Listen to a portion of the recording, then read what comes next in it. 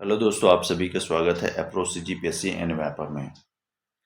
संविधान के नीति निर्देशक तत्व, जिसको directive principle of state policy कहा जाता है, यहाँ से सीजीपीएससी सीजी व्यापक में क्वेश्चंस आते रहते हैं और बहुत सारे विदेश एग्जामिनेशन जैसे एसएससी, यूपीएससी, रेलवे में भी यहाँ से क्वेश्चन हमेशा आते ही हैं। तो आप इसके 100 फैक्ट्स देखिए, जरूर आपके लिए बहुत इंपॉर्टेंट होगा। चलो स्टार्ट करते हैं। स्टार्टिंग से हाँ, वीडियो को लाइक करना और चैनल को सब्सक्राइब करना बिल्कुल ना भूलना। नीति निर्देशक तत्व। नीति निर्देशक तत्व संविधान के अनुच्छेद 36 और 51 में रखा गया है। डीपीएसपी का उद्देश्य राज्य के मार्गदर्शन देना, नागरिकों का अधिकार नहीं। नागरिकों का अधिकार से मतलब है यहाँ पे जैसे मूल अधिकार रहता है, फंडामेंटल राइट्स होता है, उस तरह का नहीं है ये, बल्कि एक मार्गदर्शन देना है। डीपीएसपी सामाजिक और आर्थिक न्याय सुनिश्चित करता है। सामाजिक और आर्थिक न्याय के लिए इसको बनाया गया है। ये तत्व राज्य के लिए कानून और नीति के निर्देश का कार्य करता है। डीपीएसपी नागरिकों के मौलिक अधिकार का विकल्प नहीं है, बल्कि पूरक है। डीपीएसपी का मूल लक्ष्य गरीबी, असमानता, सामाजिक अन्याय को कम करना है। डीपीएसपी संविधान सभा द्वारा सामाजिक कल्याण समाजवाद के दृष्टिकोण से अपनाया गया। डीपीएसपी राजनीतिक, आर्थिक और सामाजिक न्याय सुनिश्चित करता है। डीपीएसपी का पालन आवश्यक है, पर न्यायालय में लागू नहीं कराया जा सकता है। डीपीएसपी के अंतर्गत राज्य को सामाजिक कल्याण, शिक्षा, स्वास्थ्य और रोजगार सुनिश्चित करना होता है। सामाजिक न्याय और आर्थिक न्याय के अंतर्गत देखते हैं, जैसे अनुच्छेद 38 जो है, राज्य को सामाजिक, आर्थिक और राजनीतिक न्याय सुनिश्चित कराता है। अनुच्छेद 39A सभी नागरिकों के लिए समान अवसर सुनिश्चित कराता है। अनुच्छेद 39B राज्य को समानता और आय का न्यायपूर्ण वितरण कराता है। 39C अत्यधिक संपत्ति और शक्ति का विकेंद्रीकरण को रोकता है। 39D राज्य को सामाजिक और आर्थिक कल्याण के लिए महिला और बच्चों का ध्यान रखने पर फोकस करता है। अनुच्छेद 41 राज्य को असंगठित श्रमिकों के लिए सामाजिक सुधार सुनिश्चित करता है। अनुच्छेद 42 राज्य को श्रमिकों के लिए उचित और सुनिश्चित कार्य स्थितियां और मुआवजा देने का कार्य करता है। अनुच्छेद 43 राज्य को कृषक और मजदूर के लिए उचित जीवन स्तर का प्रावधान करता है। अनुच्छेद 43A औद्योगिक कर्मचारी के हितों की सुरक्षा करता है। अनुच्छेद 44 समान नागरिक संहिता लागू करने की दिशा का प्रावधान करता है। राजनीतिक और लोकतांत्रिक तत्व के अंतर्गत कौन कौन से अनुच्छेद है, उसके बारे में देखते हैं। अनुच्छेद 40 राज्य को ग्राम पंचायतों और स्थानीय स्वशासन को मजबूत करने का प्रावधान करता है। अनुच्छेद 51 राज्य को अंतर्राष्ट्रीय मित्र और शांति बनाए रखने का निर्देश करता है। अनुच्छेद 37 डीपीएसपी अनिवार्य नहीं, लेकिन नीति बनाते समय इसका मार्गदर्शन जरूरी हो जाता है।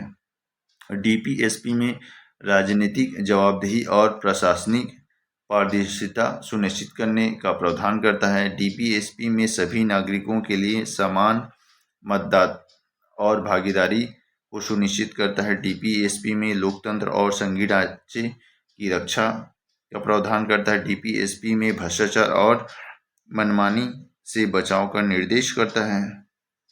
डीपीएसपी में विधायक, कार्यपालिका और न्यायपालिका में संतुलन बनाने का प्रावधान करता है। विधायिका, कार्यपालिका और न्यायपालिका तीनों में बैलेंस बनाने का कार्य जो है डीपीएसपी करता है। डीपीएसपी में जन सुनवाई और जनता के हितों में निर्णय लेना का प्रावधान करता है। डीपीएसपी में समान अवसर और न्याय सुनिश्चित करने का भी प्रावधान करता है। शिक्षा और स्वास्थ्य के क्षेत्र में डीपीएसपी का क्या रोल है, उसको देखते हैं। कौन कौन से प्रावधान हैं जो शिक्षा और स्वास्थ्य के लिए हेल्पफुल है। तो अनुच्छेद 45 राज्य को सभी बालकों के लिए मुफ्त और अनिवार्य शिक्षा सुनिश्चित करता है। अनुच्छेद 47 राज्य को जनसंख्या के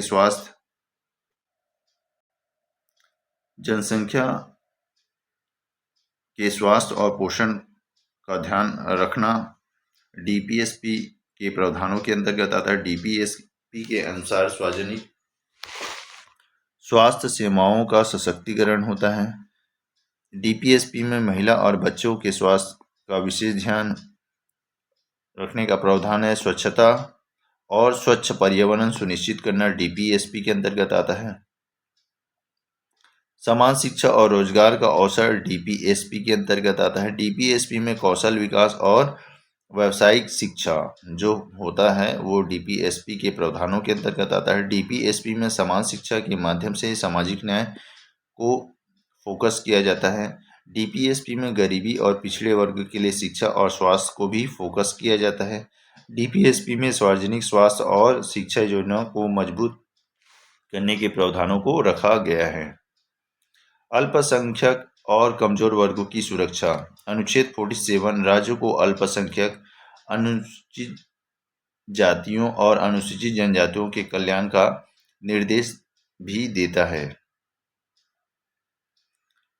डीपीएसपी में जाति और धर्म आधारित भेदभाव का निषेध है। डीपीएसपी में महिला, दलित, आदिवासी और पिछड़े वर्गों को सशक्त करने का प्रावधान है। डीपीएसपी में समान अवसर और न्याय सुनिश्चित करना। डीपीएसपी में समान भूमि और कृषि अवसर सुनिश्चित करना। डीपीएसपी में समानता और मानव अधिकार की सुरक्षा की बात या प्रावधान किया गया है। डीपीएसपी में गरीब और कमजोर वर्गों के शिक्षा और स्वास्थ्य की सेवाओं का प्रावधान किया गया। डीपीएसपी में सामाजिक असमानता का काम करना। डीपीएसपी में समान अवसर, आरक्षण और कल्याणकारी योजनाओं के प्रावधानों को दर्शाया गया है। डीपीएसपी में समान न्याय और समाजवाद को बढ़ावा देने के बारे में बताया गया है। प्रावधान है पर्यावरण और प्राकृतिक संसाधन।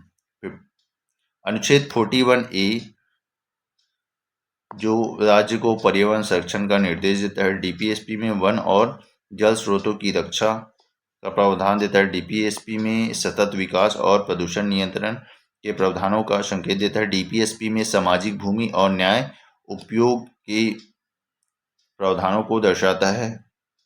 डीपीएसपी में जलवायु परिवर्तन और प्राकृतिक आपदा के प्रावधानों को दर्शाता है। डीपीएसपी में सभी नागरिकों के लिए स्वच्छ पानी और पर्यावरण के संकेतों को दर्शाता है। डीपीएसपी में प्राकृतिक संसाधनों का सतत उपयोग के प्रावधानों को दर्शाया गया है। डीपीएसपी में वन, जल, जमीन की सुरक्षा के प्रावधान हैं।